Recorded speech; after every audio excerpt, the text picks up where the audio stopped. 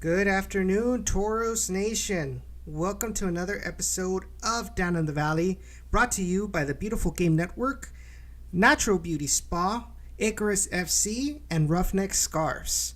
My name is Edson Ochoa, and I am the co-host of this podcast.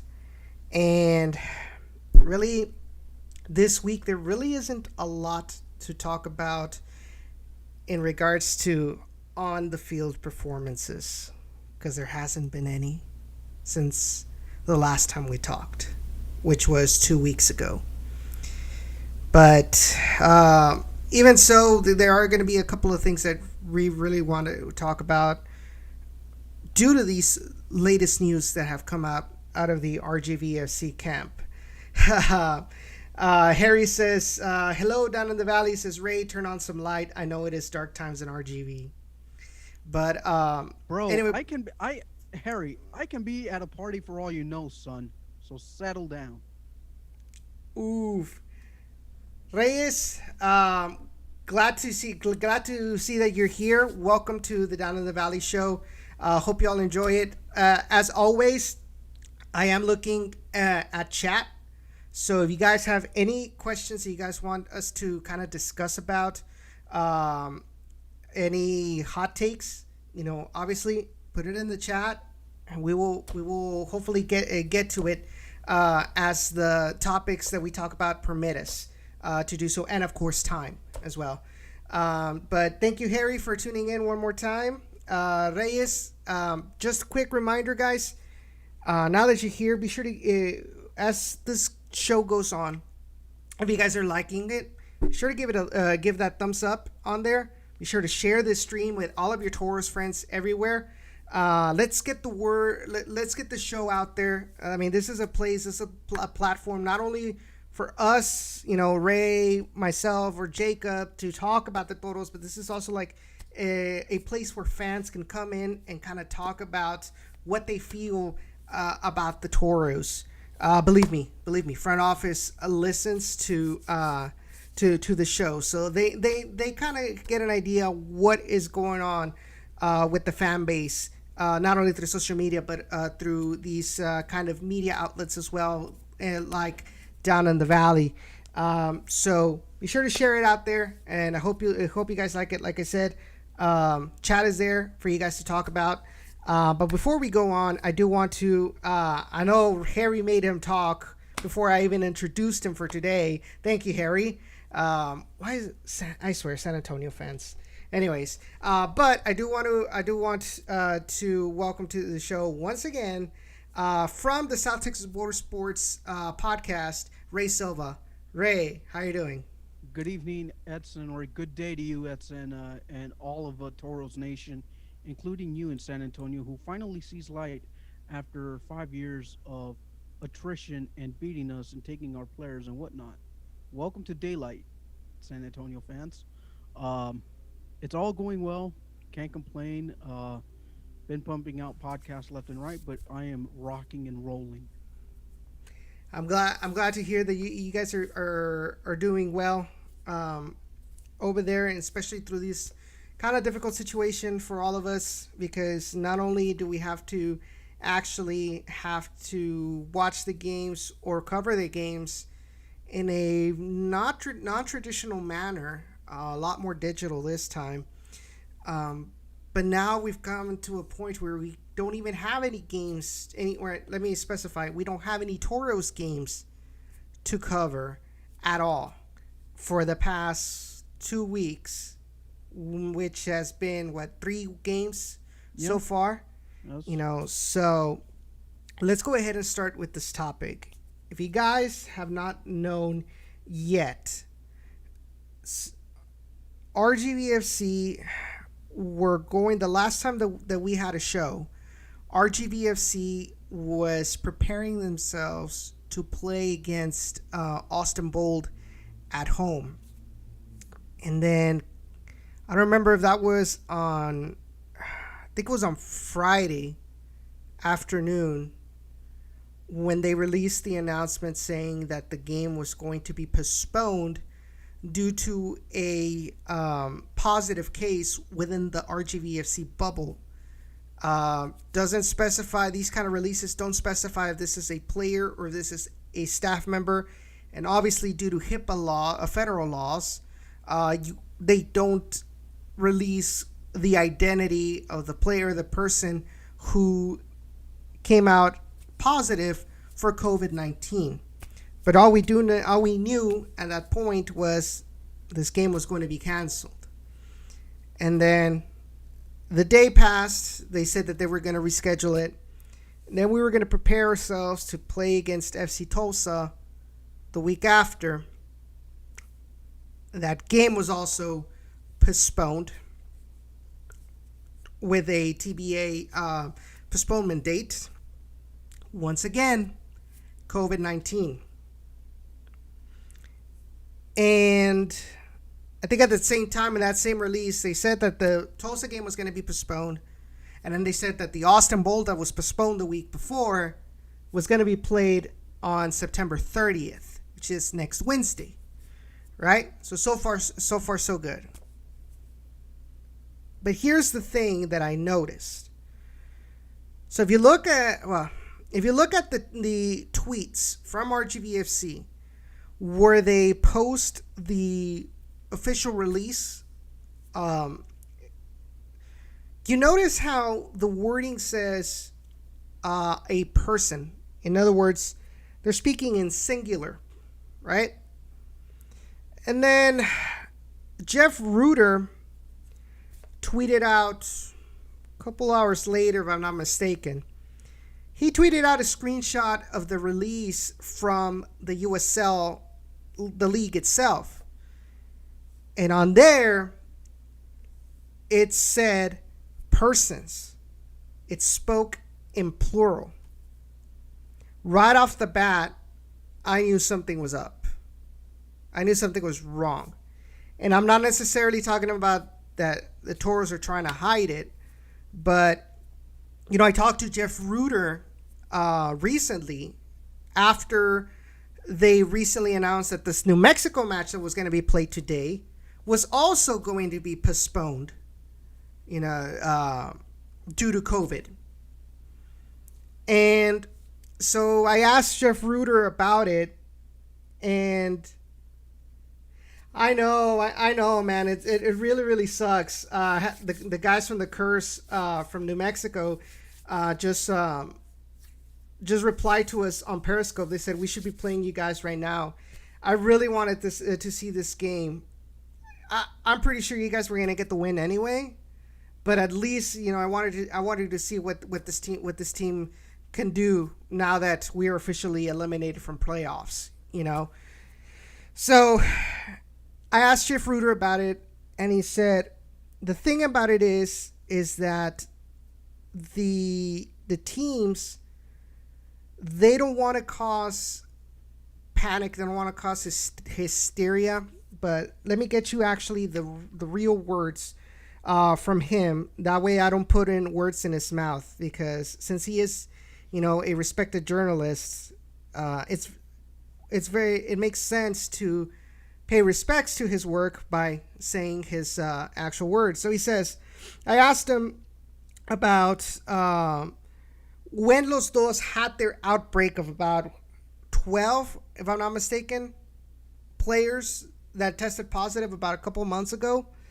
So I asked him if when they had their outbreak, did the team releases only mention one player, or did they mention that it was multiple players? Because the exact number was leaked to The Athletic, right? And so he tells me, I posted the press release sent to me by the league regarding to RGVFC's release. He says it was relayed to ESPN and later The Athletic by a source, the Los Dos, right? So which means that the true number was never released by a team press release, which keeps it consistent to what RGV is doing right now, right? So then I respond, is like, I'm just wondering why the Toros only mention one player in their releases when the league is mentioning multiple cases. I just wanted to verify if this is a league-wide protocol for team releases due to COVID-19. And it says, I think they're trying to make things sound better than they are for the optics. Teams are only required to say when someone tests positive, not the number or specifics on who they are. So, at the end of the day, we can't play, we can't practice. We've got nothing to talk about, like I said, on the pitch. But that is the situation right now within the Toros. We don't have any on record, or personally, I don't have anything at all that tells me how bad this outbreak is. Because it could be 2 players, it could be the whole team for all it's worth. There's that little thing of what's really going on down there, which I'm not sure it should really matter, because at the end of the day, if it's 2 or whatever, we're still not going to be having any games, right? All we can expect, at least, is hopefully the guys recover soon. And it's just the cherry on the ice cream sundae for how bad the Toro season has been in 2020.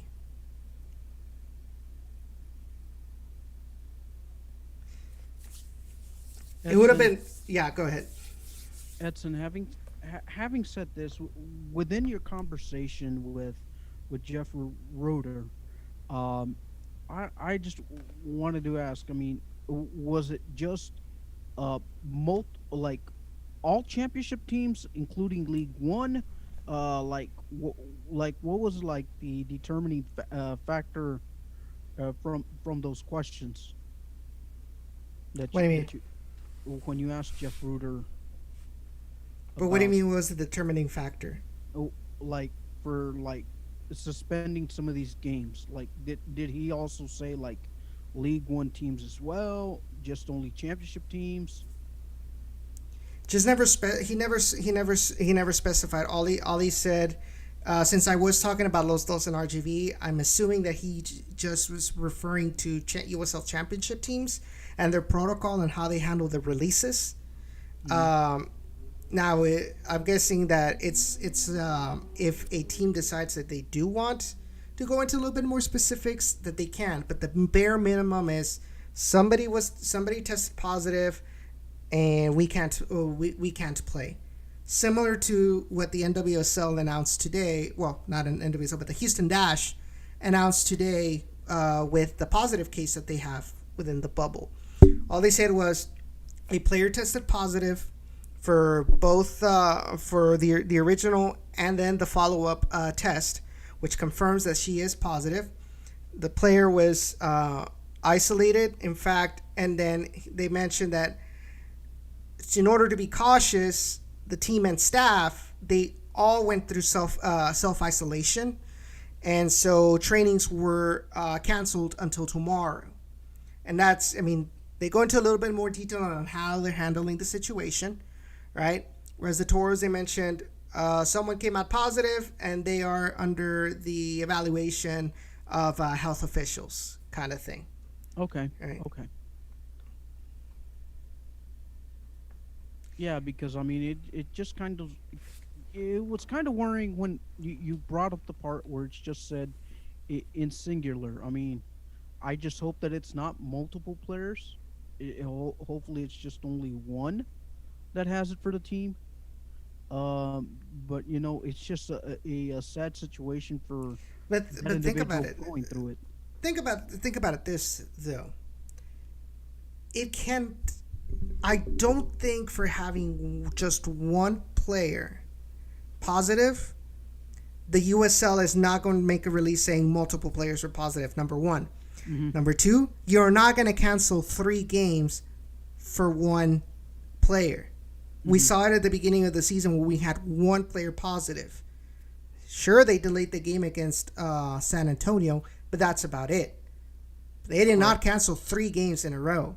The fact that they canceled 3 games makes me want to assume that this is a lot more serious than people think. I'm not sure if it's at the level of Los Dos back earlier this season, but it is considerable. Correct, Terry. He says, but they also moved the SAFC game just 2 days. Exactly. That was just because that was just one player. Everybody else came out negative. You understand? You understand what I'm trying to say, right? Yes, yes. Mm-hmm. Yeah, I mean, it's just overall sad to where, you want to see the team being competitive, going out there to just to put close on on what's been a absolutely down of a season. Yeah. I mean, you've had postponements, you've had games ending at 3 a.m. Thank you, Tulsa. Um, and it's just something that it, in the professional sports in general, I mean, we just got to get used to these curveballs that life deals with us. And now with COVID being COVID, um, I mean, it's just one of those things where you kind of hope for the best for all parties involved. Harry says this has to be made way more than anyone is letting it on. It has to be at that level of Los Dos, especially where this is affecting playoff picture. Here's the thing, guys, and I will be getting in. I will touch upon this in a little bit. How this is going to affect the playoffs for the USL. So currently, let's take a look at. So let's take a look at the games that we have postponed right now. Austin Bold, FC Tulsa, New Mexico United. All three of these teams are fighting for a playoff position. In fact, when they announced that the FC Tulsa game was going to be rescheduled at a later date due to the situation, they mentioned this game against Tulsa will only be played if this is going to affect playoff positioning. Well, who is FC Tulsa fighting for a playoff position? Definitely not San Antonio. Oh, they're way ahead. They're already qualified. I'm not gonna lie. I am a little bit I am a little bit jealous about that. But anyway, but Austin Bold and FC Tulsa, both of them are really close, and they're fighting for that number 2 spot. So that's 2 of your 3 games that are crucial for playoff performances. They never said it. Now we know that the game against Austin Bold will be played, or that's what they want, on September 30th. So that's going to complete 16 games for the Bold, right? Yes. But because of the fact that Tulsa is going to want those points to try to find a spot in the playoff, if you don't play the game against Tulsa, they're stuck at 15, 1 game less than Austin Bold, and that could be the difference between making it a playoffs and watching it from home. But here's the thing, though. You've got 3 games. When does the playoff start, Harry? Remind me when what the date playoff is starting for the USL Championship, because this is important, guys. This is important.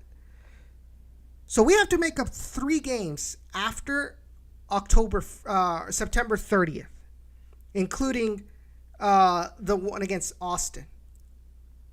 How are you going to schedule those games, those 3 games, before playoffs start?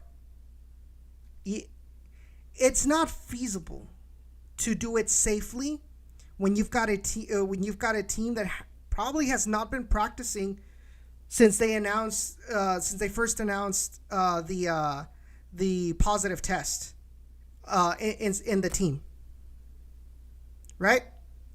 Correct.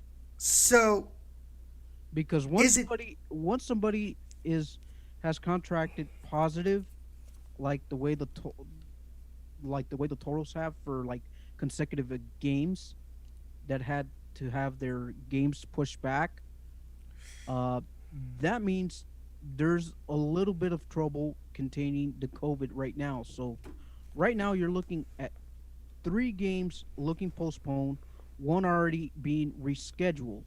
And what's really odd about the scheduling right now, you have the bold game being rescheduled, but my biggest question is how much conditioning are the Toros gonna get for that bold game?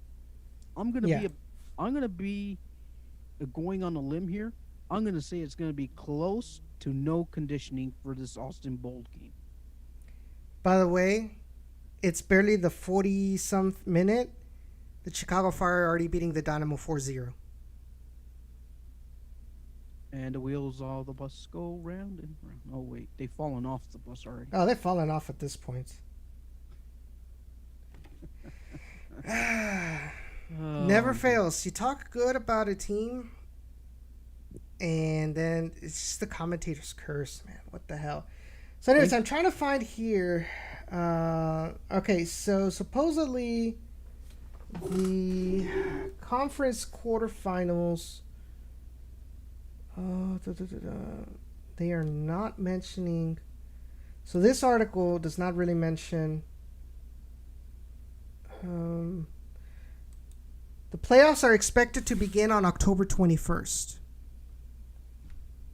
for the 2020 USL Championship season.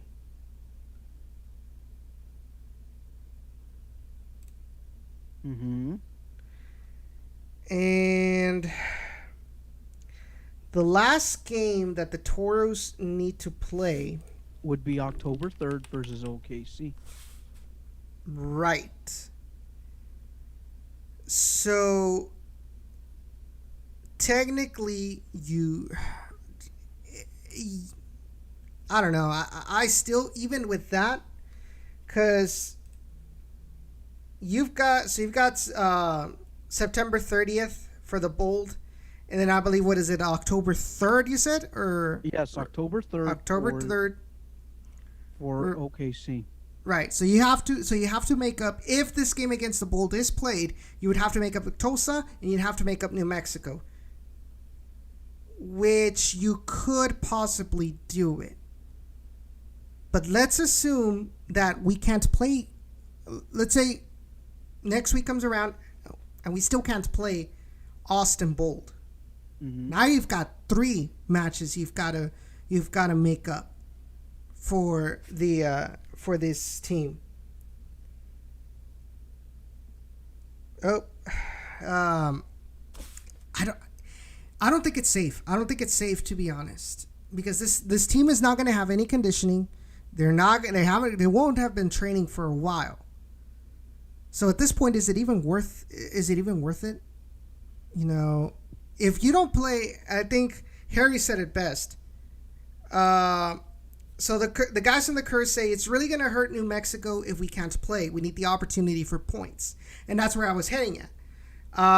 And Harry says he says the best way to do this is to have RGV play New Mexico United, because they are not in the same group, and they're going to need that. They're going to need the points, or at least that game, to make it to 16, so that way it won't affect them in their playoff hunt, right? Mm-hmm. Best way to do is have RGV play New Mexico and not play Bold or Tulsa, because if you don't play Bold or Tulsa, both of them are going to have 15 points, so they're going to be equal in games played, and now you have a more direct comparison on who makes it to playoffs or not. While the Toros would only have to make up 1 game. Okay, so going back to what you said about the schedule doesn't end until October the 4th, which Okay. falls on a Sunday. And by then, New Mexico's going to be a game looking at the overall calendar. Mm-hmm. Now, on the last day of the regular season, you have both Austin and San Antonio facing each other. Okay? Okay. The best way you could possibly do this and get away with it cleanly, ad- adopt a Wednesday Sunday schedule for whatever is left. Yeah, but When are you going to be giving the opportunity for the Toros to condition when they play against OKC? Well, I mean, That's the question right there. regardless, I mean, look, it's either, I mean, that's probably the best possible way to do it. It would be a Wednesday Sunday because I mean, regardless, going into the Austin game, I mean, they're gonna have next to a little conditioning, Yes. and because all, three three of those home games are gonna be played at home. Now, whether New Mexico allows sporting events to happen in their state, They're not. There was supposedly all games, all of the remaining games for all of the remaining games for New Mexico we're all going to be on the road.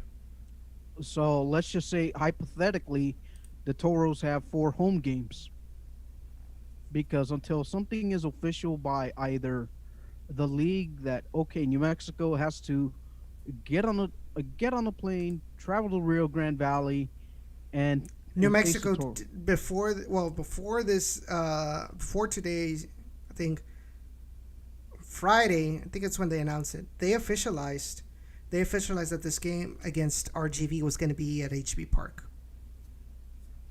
Hmm. So okay, I think um oh I mean that would probably be the best way to do it is just play what Wednesday Sunday format.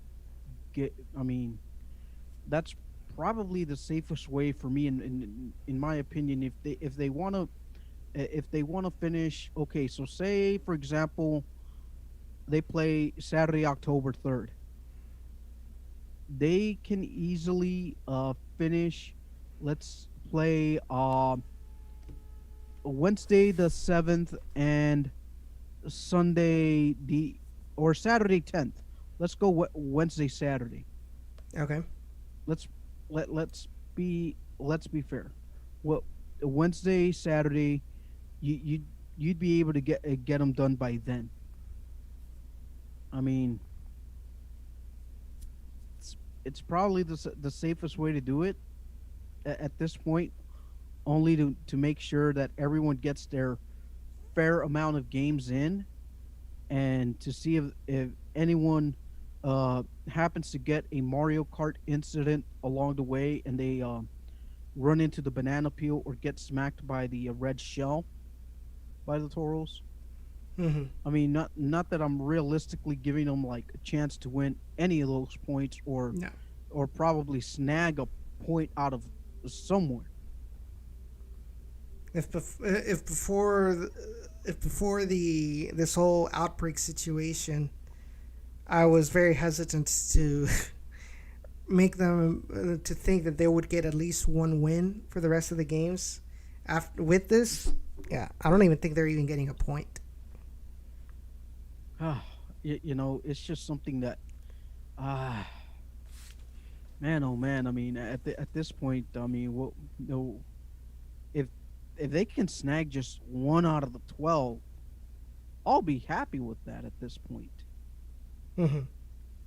Just a one out of the 12, I'll be happy with that and move on to the off season. Yeah, I the thing about this is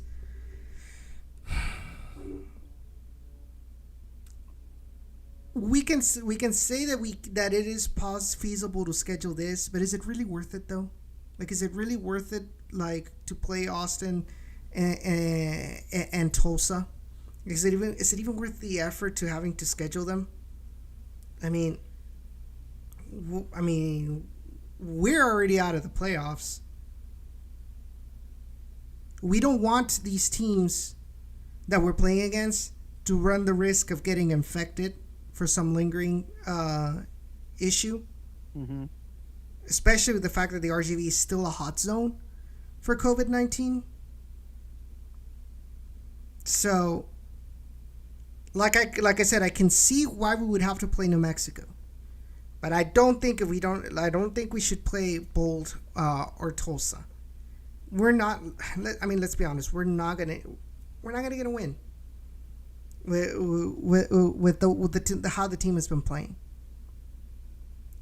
So, just like the title says, just end this nightmare already. Like, seriously, just end the nightmare. Let's just rebuild for the 2021 season, because I just want this 2020 season to be just thrown under the rug and not forget it ever happened, because we have to learn from our mistakes, but at least give us the ability to just get rid of what we don't need, get rid of what put us in this situation in the first place, and try to bounce back up. And that's at this point for me, the 2020 season is over from a Toros fan perspective. I mean, I can kind of exactly see where you're coming from. That it's it's over, just looking at it from a sporting perspective. But I just think about the schedule that else is involved. I mean, do you really see a Colorado Springs taking points from an FC Tulsa? Do you see an Austin Bold taking points from San Antonio?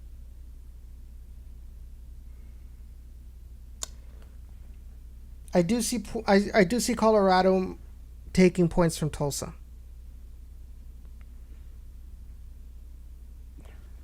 And as far as Austin, whew, they have against San Antonio. I mean, they've been close. One, well, except for that one in August where they lost 4-2, but that was with the whole situation where they still had positives, and so Exactly my point. Exactly my point. I mean, in fact, do you even see Tulsa taking anything from San Antonio this coming Saturday? no, no. And do you see OKC taking anything from Austin, which is the day after? Honestly, yeah, for them, yes. And then let's analyze whatever's left for both of the teams. That okay, Tulsa, they have to play OKC the same day we have to play Austin Bold on the 30th. Knock on wood, provided that we don't catch anything but the flu bug. No, wait, Hmm. we already did. We caught COVID.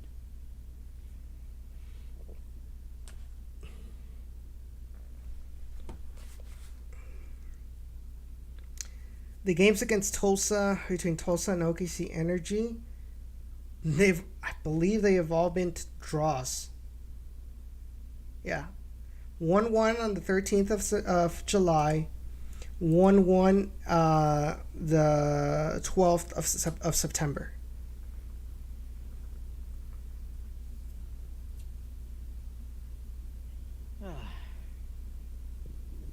I don't know. I mean, I'm just. Uh, I'm just beside myself with this scheduling thing. I mean, I would just do the Wednesday Saturday thing to close up the schedule, because at you know, as bad as the situation as it is, I I just I just feel like, just for sporting purposes, I would just play these games, and let's be the party wrecker for Austin and Tulsa. Like that's gonna happen. I mean, I mean, at least you could. The best you can do is just try. I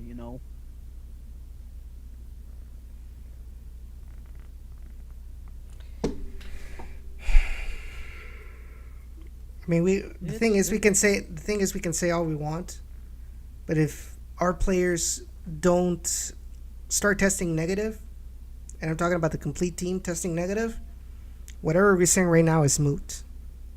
If we have to postpone another match, if we even have to postpone the match against OKC for some reason, then it's going to be a lot more difficult, almost impossible, to make up those games. Well, I mean, my only hypothetical question would be, okay, you know how Tulsa had that nice 3 a.m. game down here, Mm-hmm. and if quote unquote we have to give out forfeits to end our season, would there be like any financial hurtings for the team? Um, Do, so in normal just situations, yes. oh my. So if the league does want to be played, now I don't know if it, look if there's still positives with COVID, they're gonna want to prefer to cancel it. But we do have that situation that happened between the Bold and Austin, where San Antonio didn't want to postpone their game against Austin, and they were very limited within their roster. So knowing Tulsa, they might want to pull another slick one on us if push comes to shove, where they will force us to play with a very limited roster.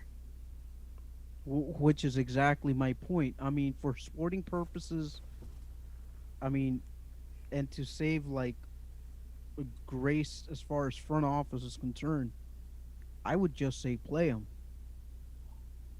I mean, even though yes, there is that factor that okay, there might be more possible infections or not. You know, I mean, who is to know the situation? But that's the thing that kind of that scares me about the horror ordeal is like, how bad is it within the club? Are we talking one? Are we talking two? Are we talking five? Nobody knows. I mean, it if you just the press release just says singular, but then you look at okay, back to back games. Okay, then you know it's more than one. So Harry brings up a good point. He says, "Nah, be safe. If you are Tulsa, New Mexico, or Austin, would you want to travel down to RGV?" And then he says, "No, you cannot play these games. And it's more for the protection of Austin, New Mexico, and Tulsa players. That would really screw up the playoffs."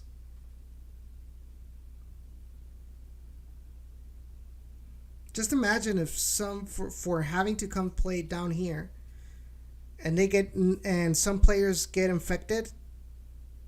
What's going to happen with playoffs then? That's a really good point, Harry. And I kind of mad at myself that I didn't think about that. Now, Because uh, maybe they might not get it from the players. But how else do you get infected? People around you. We know that people in the Rio Grande Valley aren't really taking it as seriously as they should. I mean, look at the numbers where we're at right now. We're still one of the few places in Texas that are still in code red per se. And the governor of Texas said it himself. You know, we are not in a position to loosen up some of these regulations and mandates that they have been posting to try to get these numbers down. They've gone down, but not good enough. It hasn't been good enough. So why would you put your players at risk when you're going to come into a point where there is no room anymore to postpone games?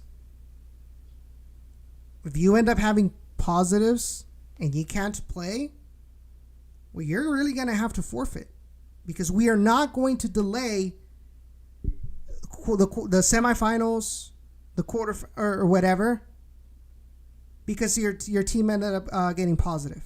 That's the thing right there. The kind of like a follow through on what Harry just said on chat.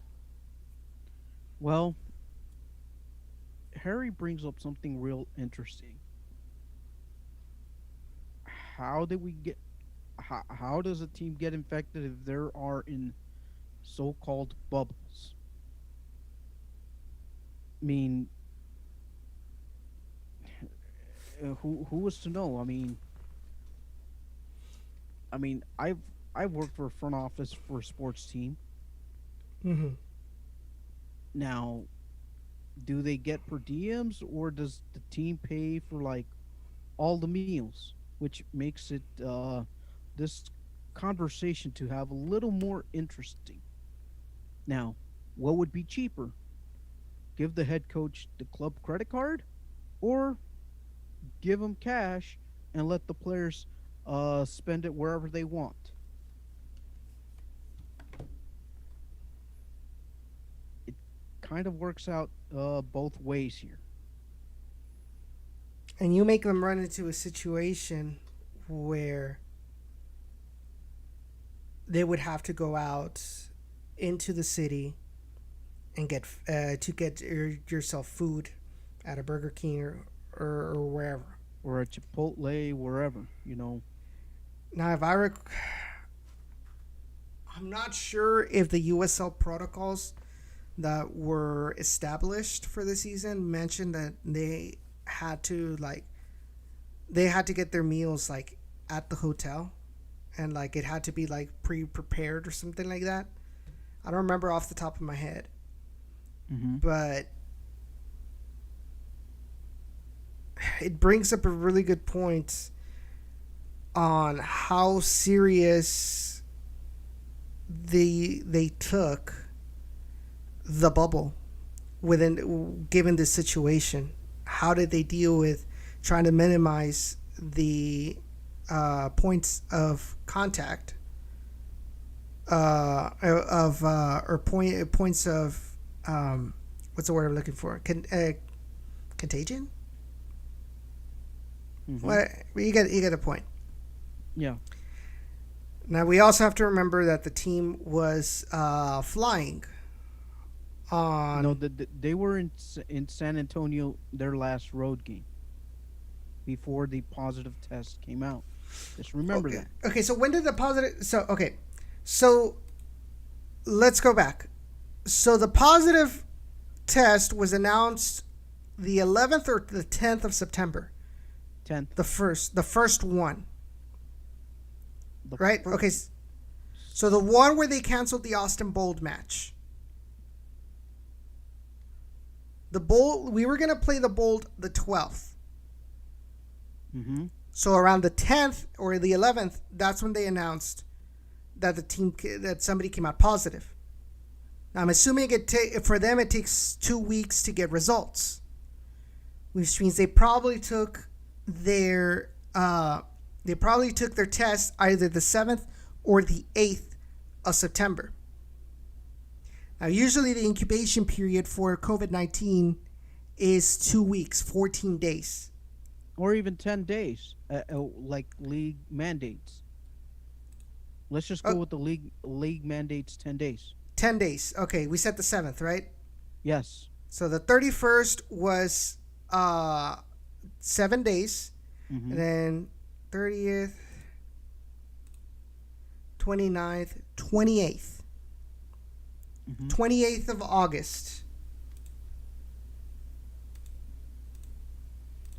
So the official announcement that I have came on September the 11th. Okay. Okay, which was the first postponement with Austin Bold. Mm-hmm.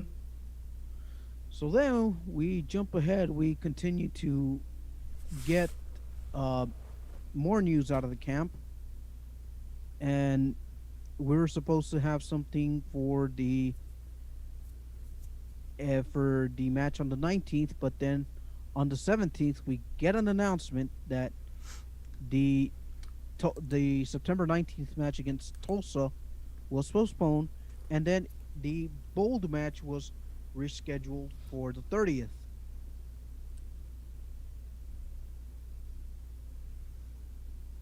You want to know something? You know which game makes more sense? Where they could have gotten infected? FC Tulsa. That match was played the 2nd of September.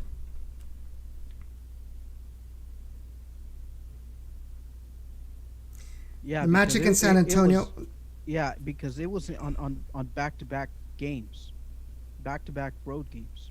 Mhm. So either they may have caught it against Tulsa or San Antonio. Either one. Pick your poison.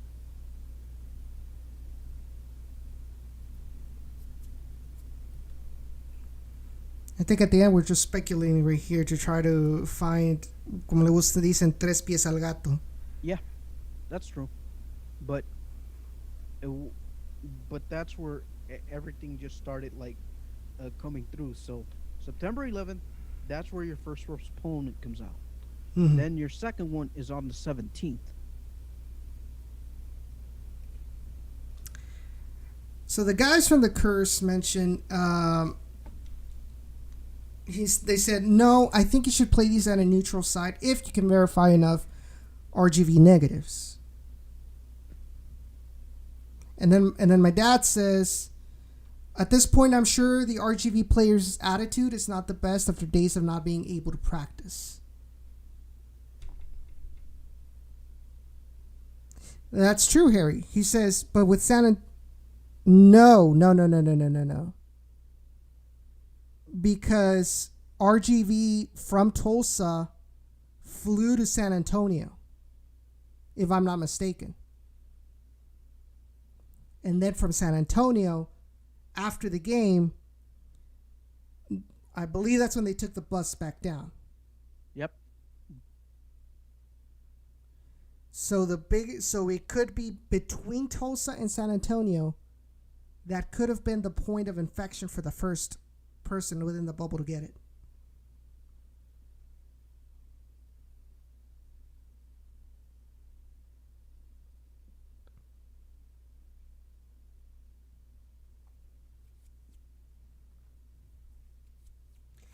But going back with what my dad said, that's another thing, attitude. The player's attitude.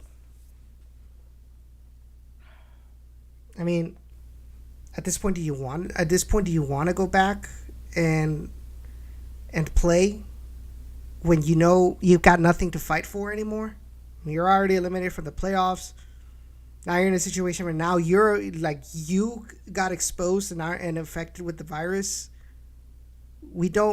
What are the repercussions after they test negative? What are the repercussions on the body? The remnants of the COVID virus. What does it do to the body? I mean, from what I've heard, with just breathing, it makes it a lot more difficult to breathe, especially when you're doing rigorous activities.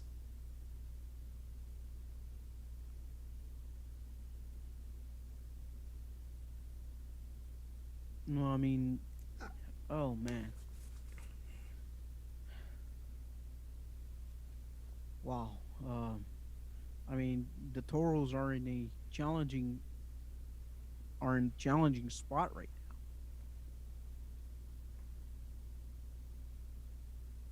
now. I mean they really are at this point. I mean, you can go on and play a Wednesday Saturday schedule with whatever players are available, pull pull an Austin Bold, or let's see what let's see what league says about the unusual circumstances rule. Whereas, okay, play the Austin Bold game as is, and by then OKC should either A, be officially eliminated, or B, still have mathematical chances.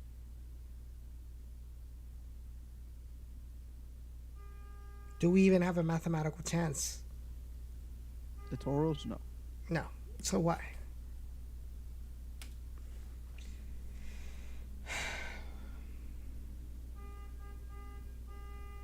Stop honking! Jesus. I swear, some of these neighbors around here. So, Mike says, I know for a fact the players have gave up on themselves and the team. If that were true, a bunch of people would have already been released.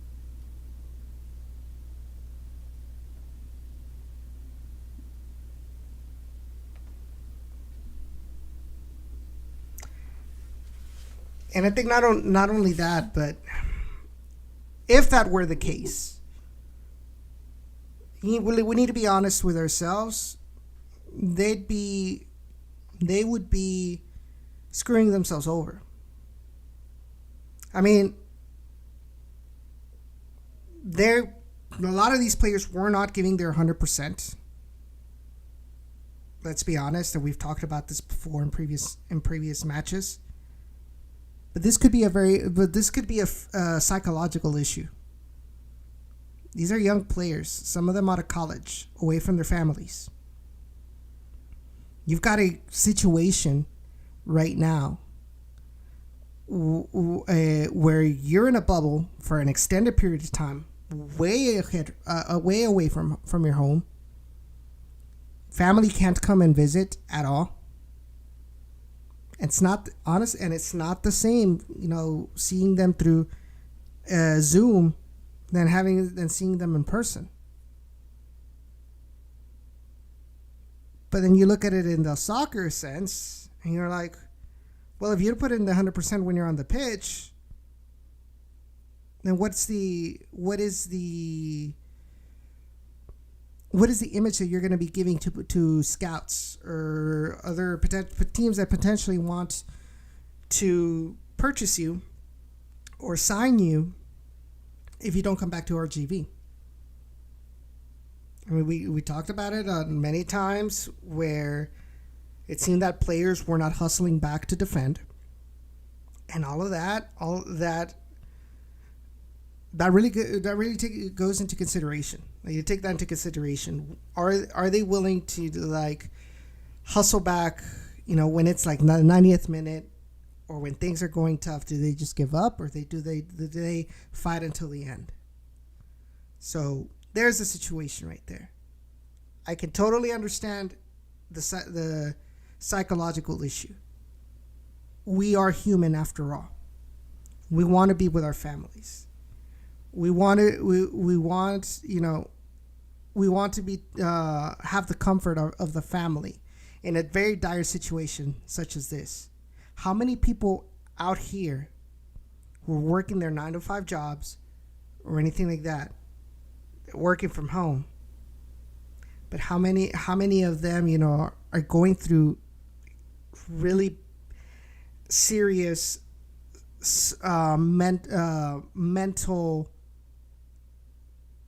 stragos, like struggling mentally, because where they're going through depression, they're going through anxiety. There's studies that have shown that since the pandemic started, the number of cases of people with anxiety, of people with depression, and more has risen. So I can definitely understand that this is not an easy psychological situation, which is going to affect, your on-field performances. But then there's that, and just giving up and letting that take control over over what is your job. If that is the situation, man, but I don't want to think that is the situation. Like, I want to be empathetic and understand that just because they are soccer players, they are not. They stop being human. But in case that it is a situation que a mí no me consta que sea cierto, la verdad, no me consta para nada. But if it is the case that this is intentional, pues allá ellos. Allá ellos, if they want to mess up their future, that's on them, right? Shows a lack of professionalism, things like that. But that would be speculation that we are not in a position to give some sort of judgment for and say that, oh, this is what's happening.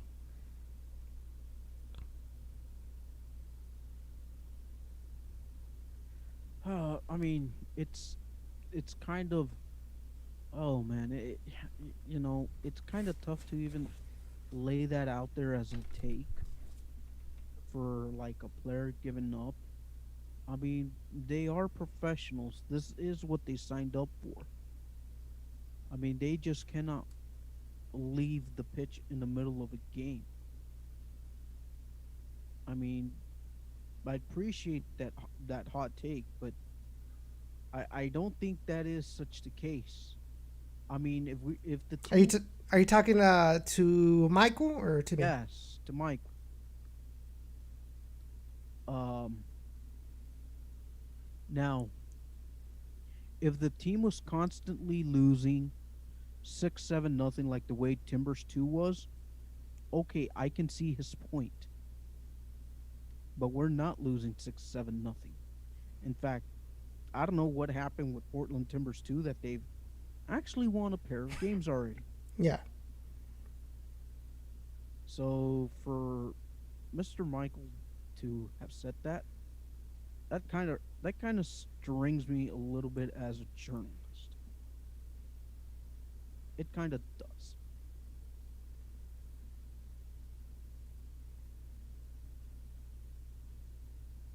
I mean, on paper, there are 4 chances to get 4 W's. Now, on paper, they look like 4 L's. They truly do. But that's why you play the game on the field and not on paper. That's all I'm going to say to Mike.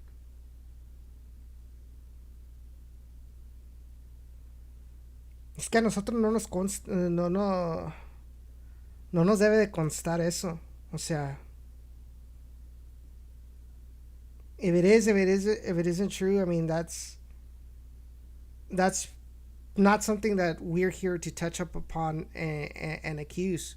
We're And here. We're here to talk about what happens on the pitch, what's going on with the actual news, yeah, right? and and for him to say that Look, I understand. I understand where with the whole thing.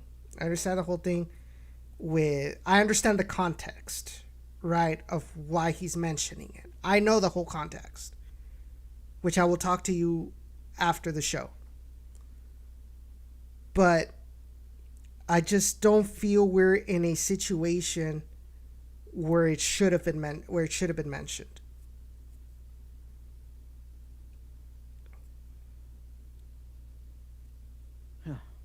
you know, it, Because let's be honest, how is the team going to benefit if all of the details that he said that he has go out in public? If it is 100% true what he has and his source or whatever. If it is, like, how is this going to benefit the fans, the teams, and everything? it's not going to benefit anyone.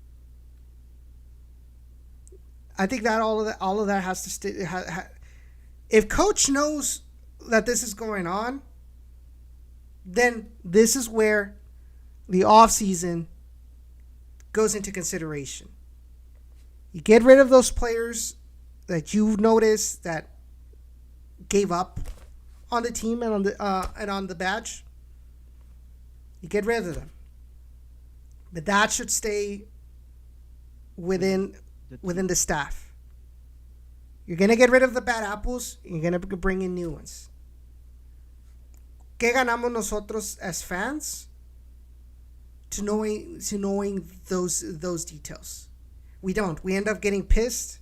We end up like ruining our day.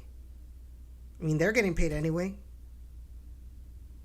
And we can't really do anything. We can't say, fuera fulanito de tal o sutanito de tal. We can't. We don't have the power. Sure, front office has listened to us in a couple of things, but in the technical aspect, we're just a couple of guys with I'm just a guy with a microphone, watches the games, with a bottle of Coke or beer, and we can give our thoughts on what we see, on that we can analyze the tactics and stuff like that, or we can say, hey, you know what, this is what I think we should have done, or you know what, based on what we've seen, maybe this player deserves to be on the spot too in that, but we cannot say, oh, get this guy out of my team, especially from the outside looking in, because we do not know any of the details that happens within the atmosphere from a first person point of view, from a direct witness of that. Que si tienes como let's say for example in Mexico, Zancadilla, which you probably know of, Ray. Que he has his sources within teams and tells them all this shit. Of course, it generates ratings, but what good does it do to the fans? Que hablaba de que Edu Vargas doesn't do anything in trainings and things like that. Okay, you're gonna get fans pissed off, but what is that gonna do? You can see that Edu Vargas is still with Tigres. He is not. His contract's gonna run out. Okay, that's when he's gonna leave. Or if somebody buys him, okay, that's when he's gonna leave. But just because the fan says get him out, they're not gonna get him out unless the coach himself thinks, hey, you know what, this is affecting. But that is regardless of if it goes public or not. You guys understand what I'm trying to get at here? Yeah.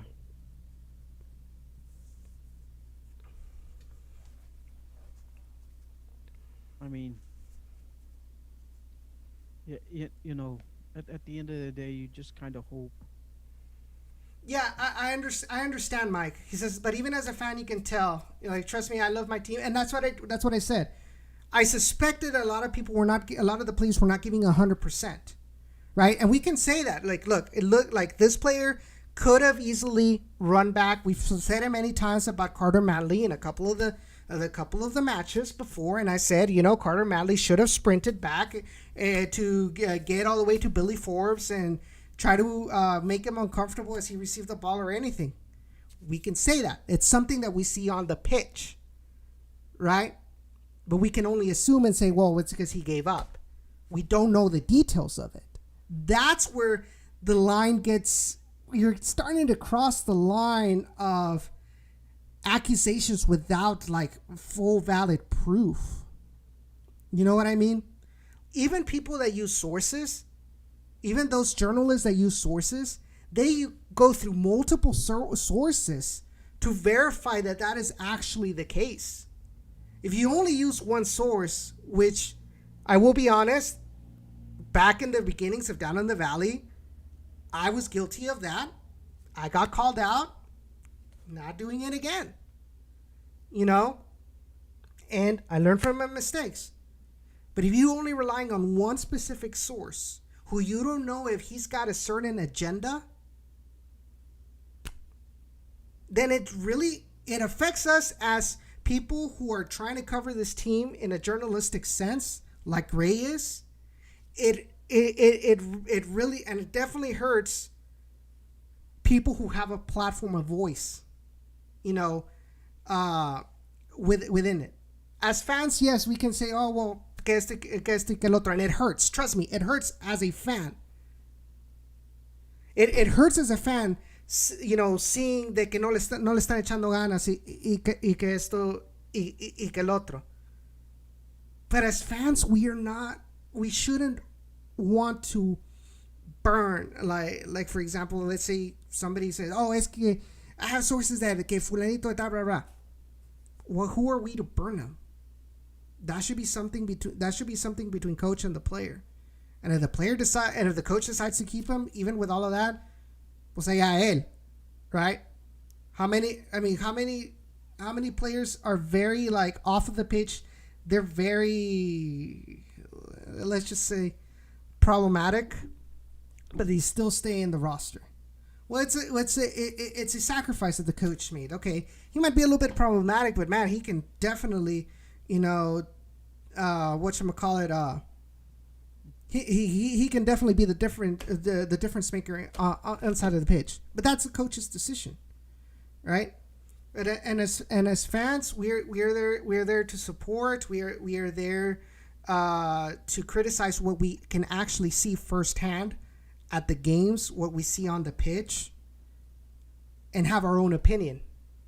That same as I can.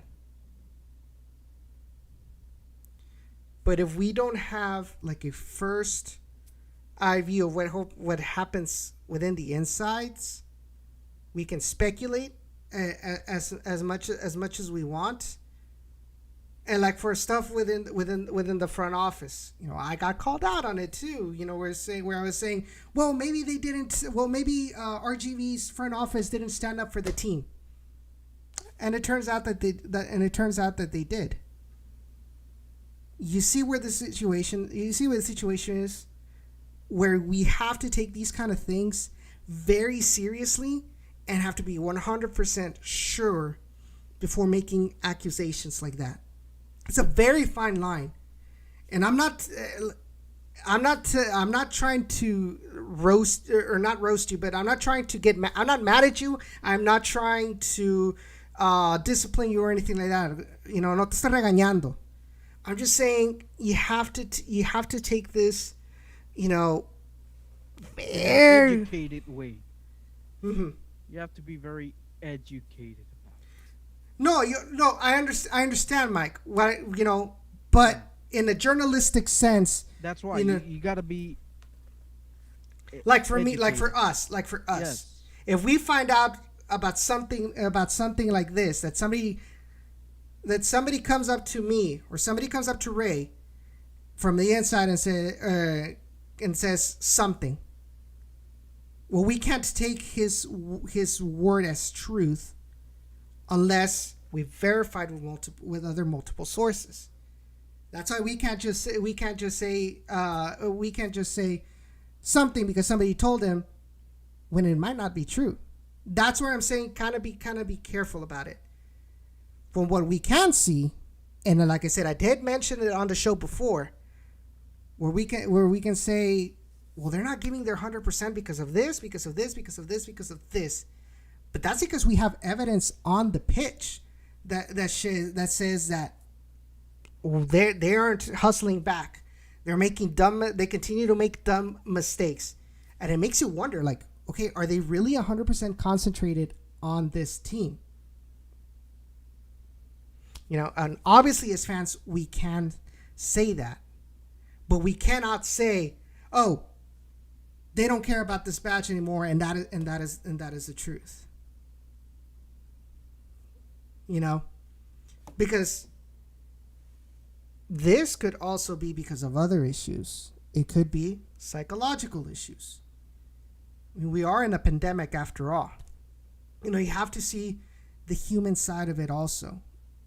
Soccer players are not machines, especially young soccer players. Young soccer players do not have that thick skin. They do not have that experience where things outside of the soccer bubble won't affect them on the pitch.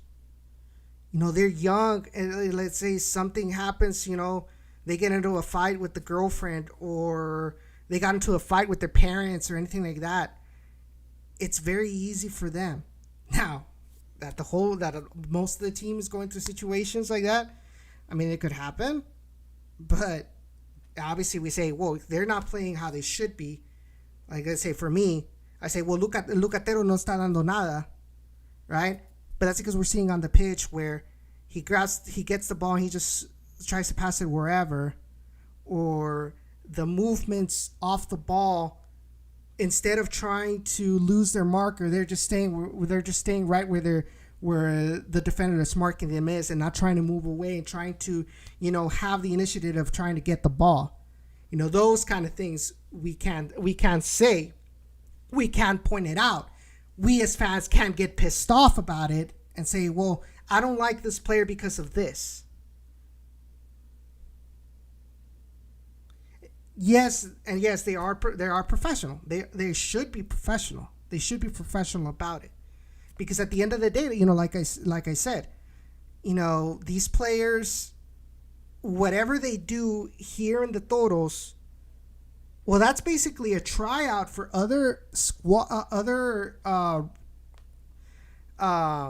scouts that are scouting them for another team, maybe MLS or maybe another USL, an independent team.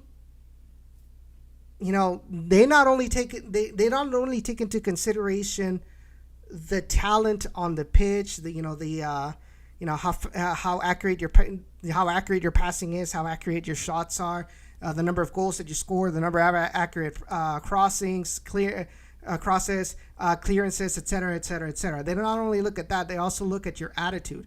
When things are going tough, how do you react? Do you get pissed off and get silly yellows or silly reds? Do you just give up and not make runs that you're supposed to? Or do you make silly last minute mistakes? They look at all of that. They look at all of that too. So as professionals, regardless of the situation, you should try to give your 100%. But the problem with young players, I mean, I was young myself, and I didn't necessarily play soccer, but I was in college. Believe it or not, that it happens. 11 years ago to this date, I was at Texas A&M studying to be a meteorologist. And 11 years to this day, my maternal grandfather died. My grandpa was somebody that he would never miss my birthday. He would always make the trip, either from Monterrey to McAllen, or I would go to Monterrey to be with him for my birthday. And 2 days before my birthday, September 23rd, he died. And I was there for his funeral the next day, or actually the 25th, which is when they actually buried him, my birthday. And all of that affected me. I lost a year of university at Texas A&M. I had it all, and I fucked it up. Because I didn't know how to handle this. I didn't know how to handle this situation. I stopped going to classes. I didn't want to wake up. I didn't want to do my homework. I said, why the fuck should I do this if we're all going to die anyway?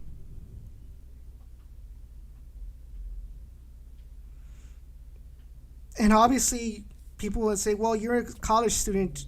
Obviously, your responsibility is to go to classes, do your homework, get a passing grade. Yes. And I still believe that. But never minimize the power, the power that the brain has over somebody. As prepared as they are, the brain is very powerful, and a lot more powerful than people think. So that's one of the reasons why, if people say that maybe this is a psychological issue, I believe them. Especially with young people. I was 18 at that time. But the mental difference between 18 and 21-year-olds is really not that much. So I have an idea about that. Personally, for me speaking about the brain and being young. When mm, I was about to be 21 years old. Um, I was in college. Um, I was barely finishing my spring semester, and I wanted to get a certain surgery done. You know, and because I had like the proper insurance to almost do it, when I started going to a certain therapy, they told me, "Hey, you need to do this for 3 months, and you got to balance it." So I said, "Hey, why not?" So start of the summer starts. I continuously go to these therapy sessions. Once early August came, which was the end of my 3 months, I go I go in. I go in for the 3 month evaluation, and they tell me, "Well, you're inconclusive. You need to continue doing this for 3 more months." And I go, "Wait a second, doctor. Are you telling me that I have to continue doing this for 3 more months?" I'm all like, "Look, I I took the semester off only for me to do all of this that you've asked me for so far. You're telling me that I need to continue doing it for 3 more months?" I go, "No, thanks." So, um, I I took the news like pretty. I took it pretty hard. Okay, and I took it to the point where, my dad was not he wasn't the humblest of human beings. I mean, talk about like he let it he let me have it verbally to the point where I had like whatever whatever momentum I had to continue going to school. It was like I was just like going through the motions without without um with having his words like um stuck to the back of me. My grades were affected seriously. So you are right that a an event and certain other things that build up to it really can hurt you. And and I agree with you, Edson. I mean, that that kind of taught me like to build a little bit of thick skin in that point of moment.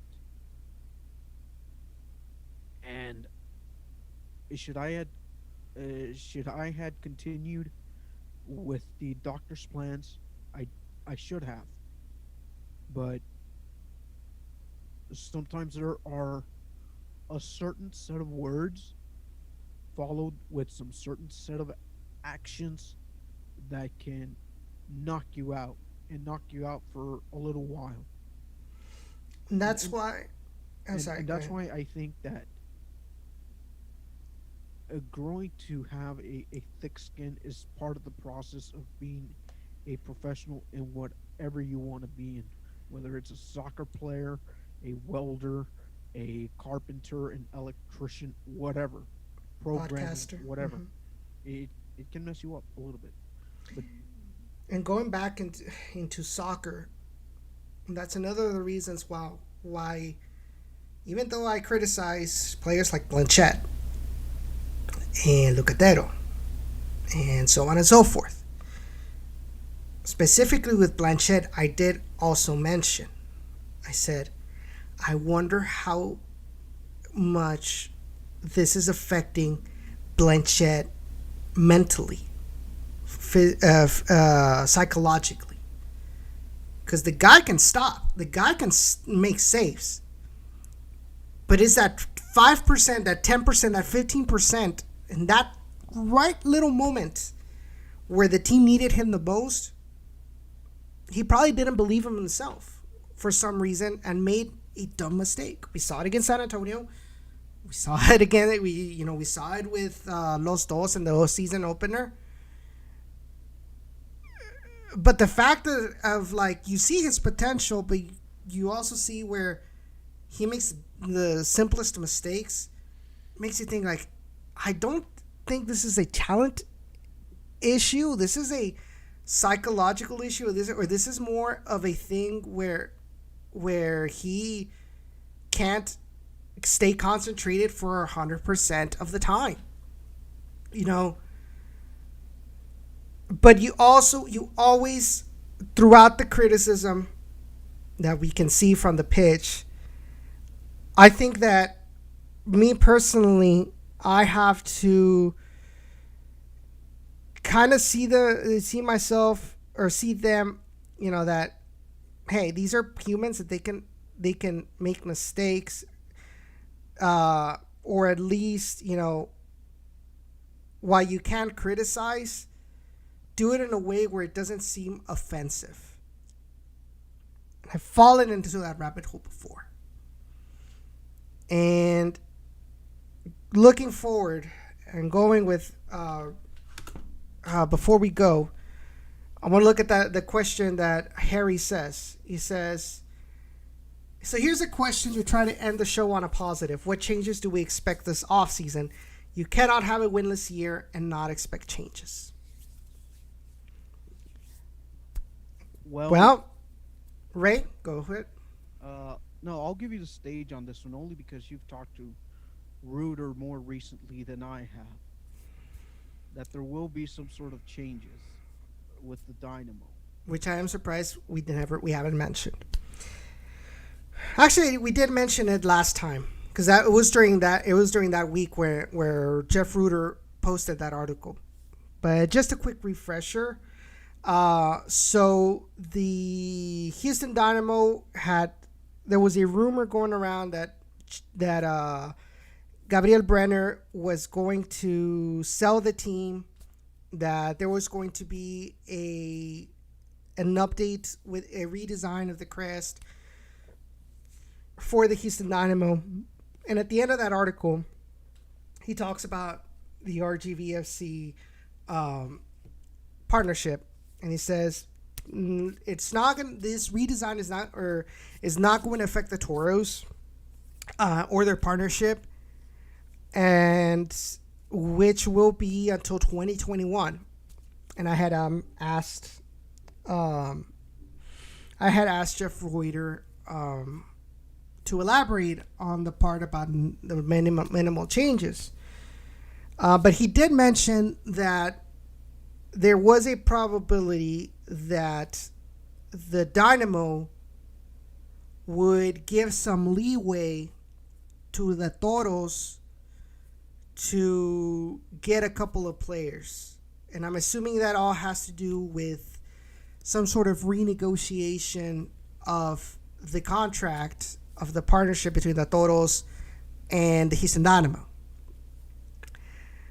And so there is that hope that maybe if this does continue, there may be some change. It all falls on the shoulders of Ron Patel, and see how well they can convince Matt Jordan and company to understand the Toros front office and the Toros fans needs to be competitive in the USL Championship. So, but right off the bat, looking at this offseason that's going to happen, this honestly is one of the few instances where a roster cleanup is acceptable, because at the end of the day, the team couldn't deliver, right? And looking at it at the Dynamo perspective, well, you don't really want you're not really going to want players that that don't show up 100% of the time, etc., etc., etc. I think the only one that I can say for sure that is deserving of staying or moving up to the Dynamo would be Castellanos, because we can see it out there on the pitch. He's always fighting. He not only is he defending, he's also attacking and scoring goals. So that kind of sacrifice, that is something that is looked upon well by scouts. So now, as far as coach, I think I said it before. I think I said it before. I'd give him one more year, but we have to give him decent players to work with. You can keep Ian Hoffman, you can keep James Murphy, and we can probably keep Cello. You can probably keep Rob Core, depending on what Matt Jordan sees. But right off the bat, go ahead. Or it even depends on if Matt Jordan even stays. True.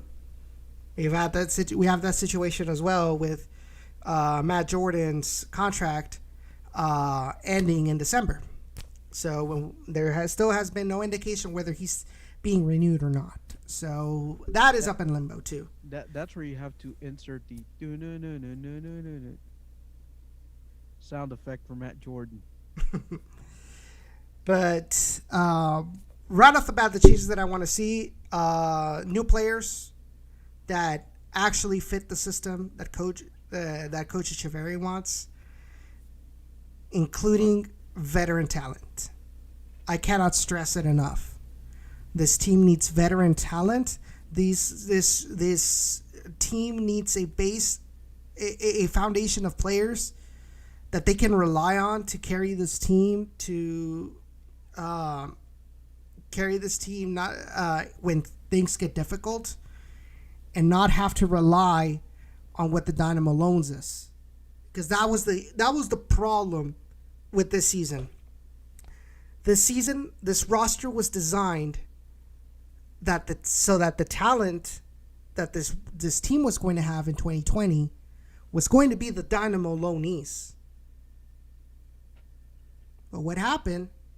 Well, due to COVID, we can't bring in Dynamo loanees because they have to stay. And Tab Ramos said it himself. I am not going to send. I would have loved to have sent Palomino, Hansen, Danny Rios, Juan Castilla, etc., etc., etc., Cody Cropper.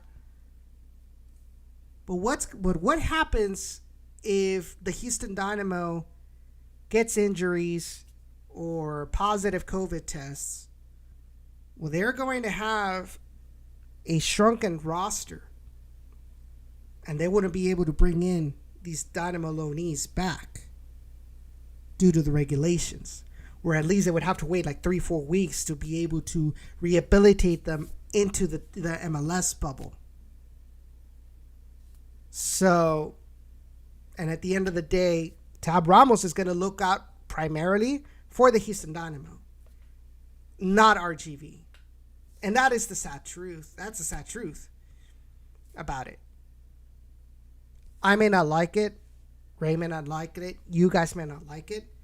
But that's a reality of this partnership. The Dynamo is going to look out after the Dynamo first.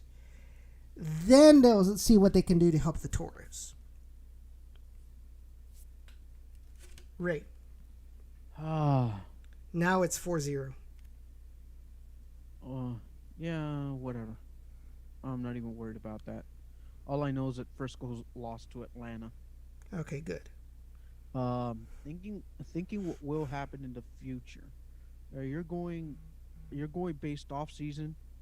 First, let me give the short-term future with the fixture congestion. I say we're gonna go on and play with a limited roster.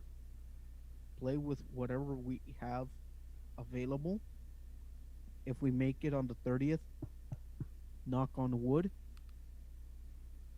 I think all four matches that the Toros need to make up, including the Austin Bold one, which is next week, I say that there's going to be a nice Wednesday, Saturday schedule for the next 2 weeks. And then if you look at the off season, oh man, I say Coach will come back, but regardless of what he gets as far as roster's concerned, I don't. Oh man, first of all, I think the league, in order to like protect a lot of teams, I think they're gonna regionalize uh the standings between East and West. That there's gonna be like uh let's say 7 to 8 teams per division, and then you're going to have um the Toros probably. The roster will improve. I do see Gaste moving up. I do see the likes of Cello. I do see the likes of Coronado coming back. I see that all of that happening, Hmm. and oh man,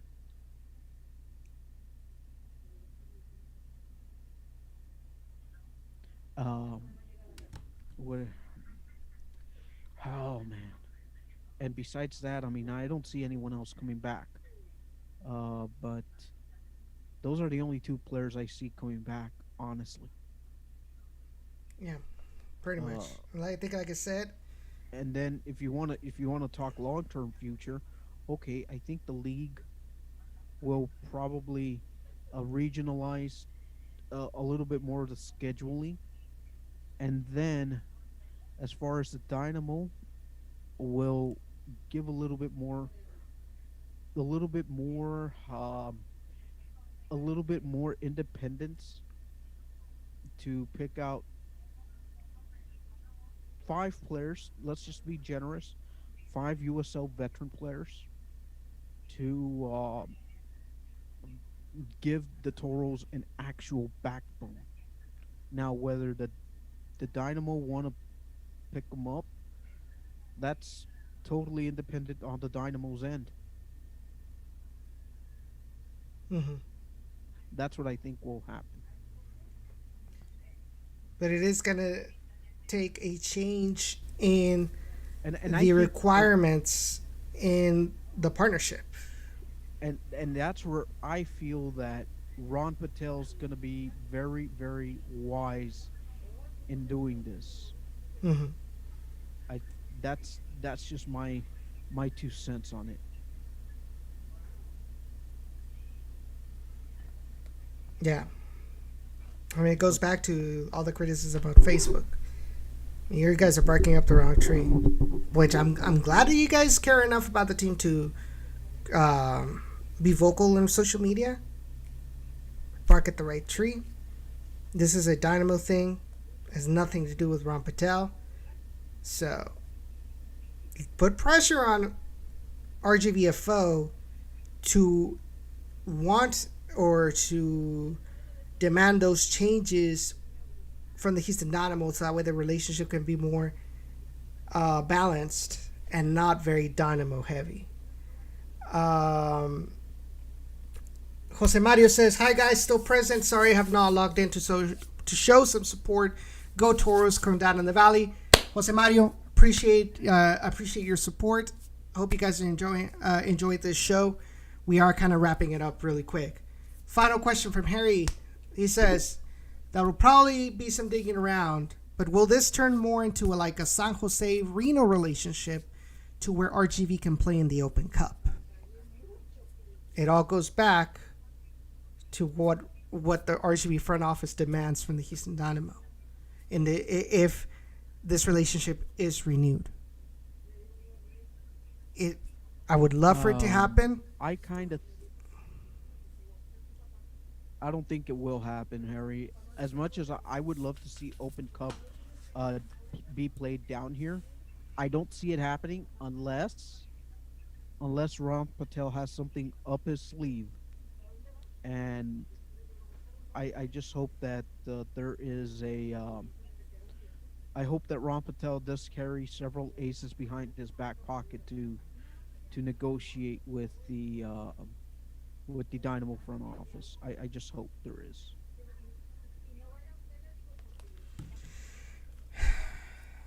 Guys, that's gonna do it for tonight.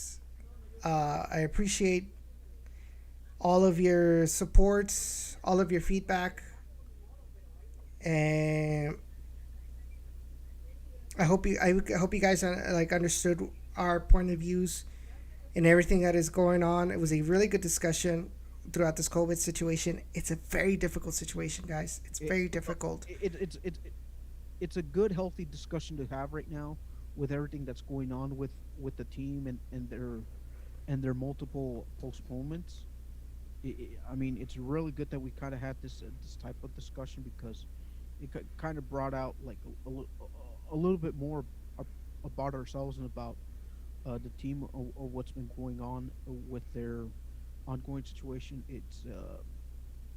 It's good that we kind of have it, you know. Hmm.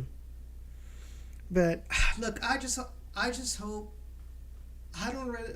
I'm gonna be honest. I don't really like doing shows where I'm not talking about tactics or I'm not talking about what happens on the pitch because I get very let's just say The emotions, the blood. yeah. And but when we were talking about like this whole COVID situation, it really it's really something we needed to talk about how this is going to affect the USL, how this is going to affect playoffs, how this is going to affect more importantly our players that are right now affected with the situation. Once we went out on a completely different tangent, that's where it kind of like I just didn't feel comfortable enough to talk about it because we were kind of entering into a little bit of shady, not shady territory, but like we're kind of walking on broken, not eggshells, but like broken light bulbs, Yeah. So, like I said, I appreciate the topics that you bring up, and I appreciate that that all of you are giving us interacting with us. But I think it just in this case, I think we all need, including myself, especially myself. I think we need to be more not pathetic, empathetic, about the team that we love. Uh, yes, we are fans, and yes, we do we want this team to do good, to do well, to do good. They're not superheroes. We want this team to do well. Obviously, we do want to point out some other things that we don't like on the pitch and stuff like that. But we also cannot deny that our players are humans as well. And I think my biggest point in my little not rant, but in my little tangent that I went through a while ago is we have to take We are all suspect to emotional change. exactly, especially in a pandemic where it's not easy. It is not easy on the mind. It is not easy on the emotions on anybody. It doesn't matter if you're a soccer player, if you're a professional CEO, if you are a developer like me, or if you are a journalist. It doesn't matter. At the end of the day, we are stuck in a very unfortunate situation that we are not used to being at, especially when you are forced to be in a bubble. It affects the mind. So I'm not saying I'm not saying don't say anything about the team, because that'd be hypocritical of me to say it.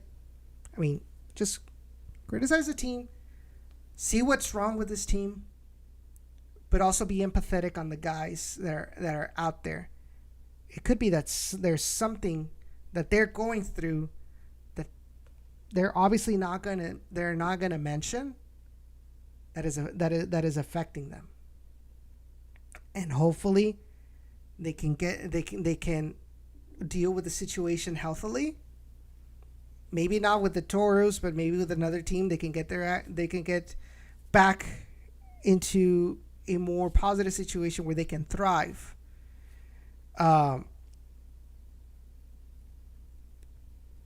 just be empathetic. Just be empathetic, guys. We are all human. We all go through these emotional situations. It's like I said, it's not easy. By the way, it is also, if I'm not mistaken, it is a National Suicide Prevention Month. So, if y'all need to talk, if you're going through some situation like that, and you need somebody to talk to, be please do so.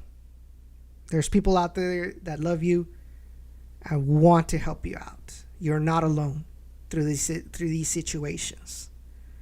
So take advantage, and if it's not a friend, if it's not a family member, we do have the National Suicide Hotline. And the reason I bring it up is we touched upon it. Mental health is a serious issue. So if you guys are feeling that bad and you don't have anybody to talk to, call the National Suicide Prevention Lifeline at 1-800-273-8255. Let's take mental health seriously. Doesn't matter who we are. And hopefully our players are able to recover from COVID-19. I'm not sure what's going to happen with these games that we have had postponement. But at the end of the day, at least for me, the health and safety of my players is my number one priority, especially when we don't have anything to fight for anymore. So on that note, that's my final thoughts. Ray, what are your final thoughts? You know, I may not be a psychologist, but I will say this for any of our fans that are listening, tuning in either right now or at a future date. My email is always open. My email is always open to anything. I mean, I have always said this in your show, and I've told this to Coach on some of my media press conference. You know, when the Valley was entering that red hot zone with COVID, you know, as a person, I looked at the Toros as a 2 hour distraction from reality, and I still look at that as a reality when reality has now struck them, unfortunately. But if anyone wants to converse, my inboxes are always open. South Texas Sports at gmail.com. I'm not a certified counselor of any point, but I am down to have a nice civil chat, a nice a healthy conversation about anything, whether it's equality for all, justice for all. But be civil about it, be educated, and I am all ears to listen. Thank you, Edson, for having me on tonight. Like I said, for me, it's always a privilege to talk about the team, to have platforms available, you on your show, me on my podcast to talk sports, and hopefully that there is news that we can perhaps share for next week. Um, I'll have I'll have a plan if there is a game next week. Knock on wood. I I plan to do a live. I'm not too sure how I want to do the live, but I will do the live one way or another. That is a for sure thing. Definitely. And in case you want to talk about the game, about team status, uh, it's going to be open floor as regarding Toro stock next week. I know it's going to be difficult for you to have a show sometime next week with all this roster. Fixture congestion, as they say. But I'm gonna stand true with my prediction. I think the team will be summoned to do the Wednesday Saturday thing. Hmm. I mean, that's just my gut feeling, just to get everything in a sporting, just to do everything on sporting merits. Definitely. Just a quick bulletin board, guys. So, like Ray said, I'm not depending on what kind of news comes out next week or at least next couple of days. Um, we may have a show. We may not have a show. If we do have a show, it'll probably be on Thursday. So be sure to follow us on our social media at Down in the RGV on Facebook, Twitter, and Instagram to be notified whenever if we are having a show and when it's going to happen. Um, there is a very interesting conversation that will be uploaded on Friday for my new project, Zona Naranja by Mente Futbolera, where I spoke with Hector Zapata about the Toros, the history. This conversation happened back about a month and a half ago, and I wasn't able to upload it until now. But it was before. It was actually before Austin. This game against Austin was canceled. But it's an interesting conversation about the beginnings of the Toros, where we're at right now, what needs to change. It's in Spanish, but I'm pretty sure a lot of the people who listen to us are very bilingual. So be sure to check out that episode right then and there, and listen to some of the dialogue that I had with Hector Zapata.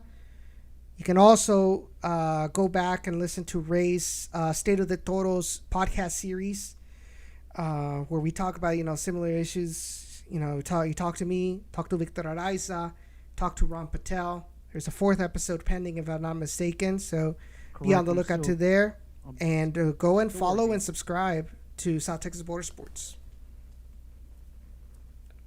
And I'll try to have a little bit a little pregame show, maybe half an hour long.